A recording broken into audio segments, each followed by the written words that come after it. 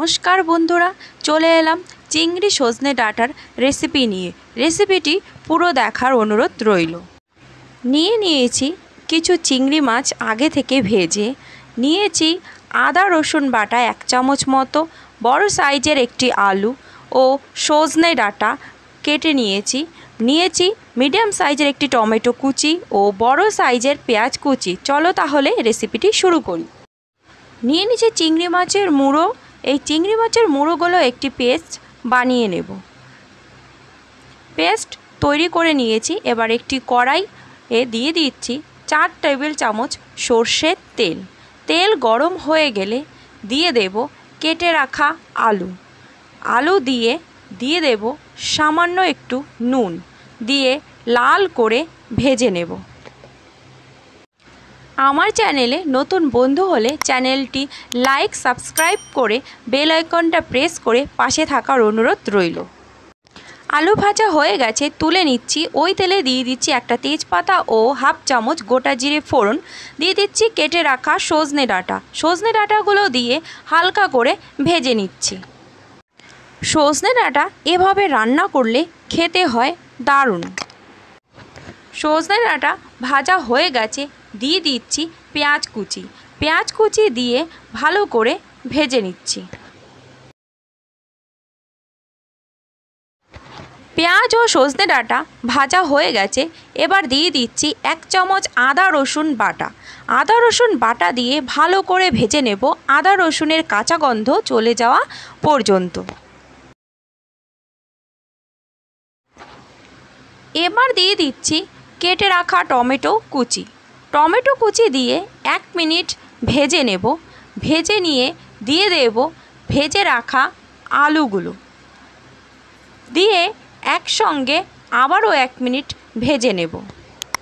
আমার রেসিপিটি যদি আপনাদের ভালো লাগে তাহলে লাইক, শেয়ার ও কমেন্ট করতে ভুলবেন না। ভাজা হয়ে গেছে, দিয়ে দিচ্ছি সামান্য জল। এবার দিয়ে দিচ্ছি 1/2 চামচ করে হলুদ গুঁড়ো, লঙ্কা গুঁড়ো, ধনে গুঁড়ো, জিরে গুঁড়ো ও 1 চামচ কাশ্মীরি লাল লঙ্কার গুঁড়ো। এবার ভালো করে নেড়ে চেড়ে কষিয়ে নিচ্ছি। সবজি ও মশলা যত ভালো করে কষানো হবে রান্নার স্বাদ তত ভালো হবে।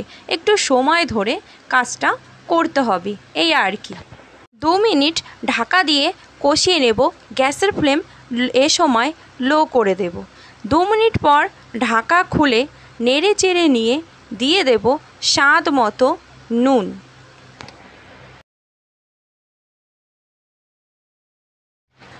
নুন দিয়ে ভালো করে নেড়ে চেড়ে কষিয়ে নিয়ে দিয়ে দেব ভেজে রাখা চিংড়ি মাছগুলো দিয়েও 1 মিনিট আবার একটু ভেজে নেব বা কষিয়ে নেব।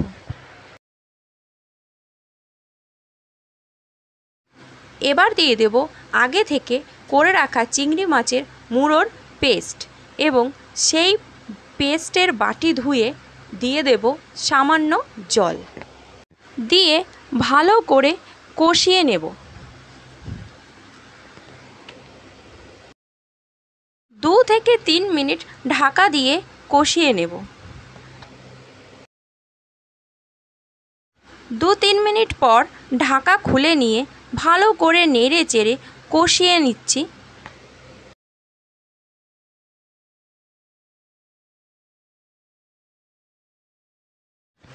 ভালো করে কষিয়ে নেওয়া হয়ে গেছে, এবার দিয়ে দিচ্ছি পরিমাণ মতো গরম জল।